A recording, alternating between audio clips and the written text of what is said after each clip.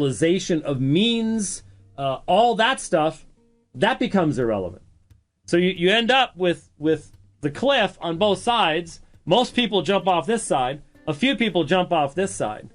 The key is to allow Scripture to provide the guardrails so that you don't jump off either side.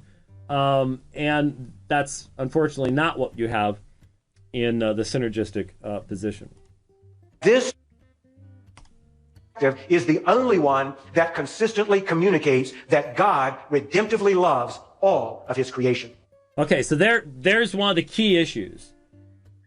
Only the extensivist, aka the synergist who denies God's sovereign decree, can then assert that God redemptively loves all of his creation. Now, what I would like to see someday, what I think would be extremely helpful, probably won't happen, but what I'd like to see that would be extremely helpful, would be to see a debate between a strong, knowledgeable, not a liberal, but a strong, knowledgeable, inspiration-affirming universalist and someone like Pastor Rogers.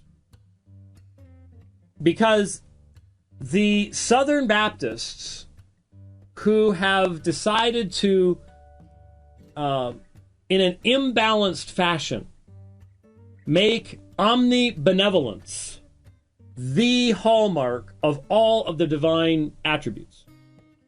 So much so that holiness and everything else just goes out the window.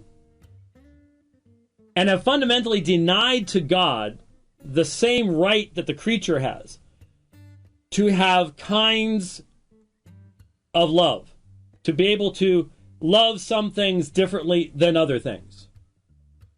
I don't see how these individuals can consistently stand against a universalist. Because if God has universal redemptive love for all of creation, then for God to be fully satisfied with his own creation, he'll have to redeem Satan himself. Because Satan's part of the creation. So God has redemptive love for Satan. And therefore, the strong argument can be made that God would not create a universe where his redemptive love could be finally frustrated and destroyed. That in the end, it will finally be victorious. In other words, love wins. Someone said something like that recently. I'd like to see that debate because I think they'd have to say things in that debate that would shed really good light on what they're really saying in trying to fight off the hordes of Calvinists. But this becomes the center thing. I do not believe that God's redemptive love, I believe God has love for all of creation, but God has different kinds of love. And the love that God shows to the Egyptian soldier prior to the Red Sea is different than the love he shows to the Israelite in bringing him through the Red Sea. And if you can't affirm that, what can you affirm? I mean, some people get mad at me for pointing that out, but I'm sorry. What else are you going to say? Oh, that's the road to hyperism. No, it isn't. I detest hyper-Calvinism. Don't tell me that's the road to hyperism. If you believe in election, you believe that. One way or the other, you believe that God's redemptive love is different and has a different purpose and outcome than other kinds of love. You know, I mean, is there any way around that logically? Well, you can't use logic. Whoa, wow, we can use logic, the resurrection, the Trinity, everything, but you can't use it here. Okay, all right, gotcha. Got a problem with that. talk about our self-experience for just a moment.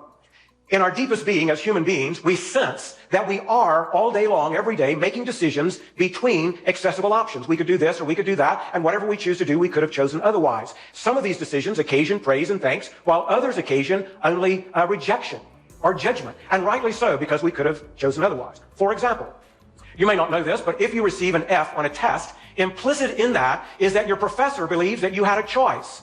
And you should have chosen to study more, but you chose to watch some D-rated movie, The Tomato That Ate Chicago or something all night long, and you weren't prepared. But you had a choice. See, it's implicit in the entire grading system. Now, while our senses are not 100% trustworthy, that attribute only fits Scripture. Neither are they 100% untrustworthy, because that would mean this unstoppable, undeniable, insuppressible sense that every human being on the planet has, that we are making choices between options, is merely a delusion.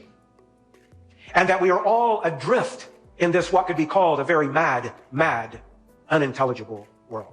Let me give you an example using the wedding. I think there's some young men here who would like to see that come one day. And when you do, and you find that woman, and you're standing there being married, and your bride's right before you, and you're a libertarian, and you're going to say those extraordinary words, I do.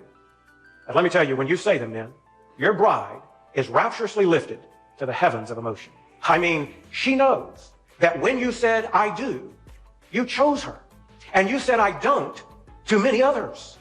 And so when you're looking at her and you say, I do, what you'll see is a twinkle in her eye, and there'll be a little blush in her cheeks, and her little heart will be pitter-patter like a puppy dog's feet on a wet sidewalk. And I want to tell you, you are doing just fine right there. It may be your finest hour.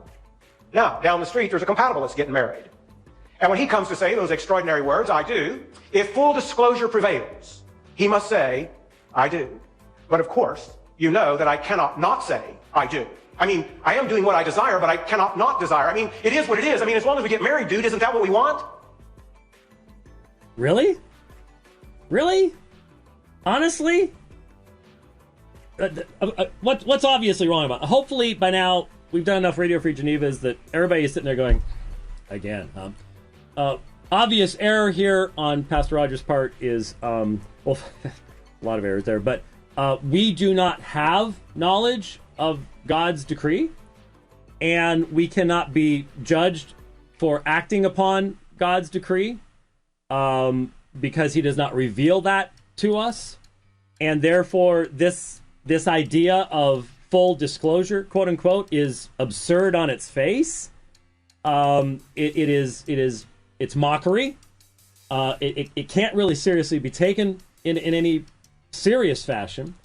Unfortunately,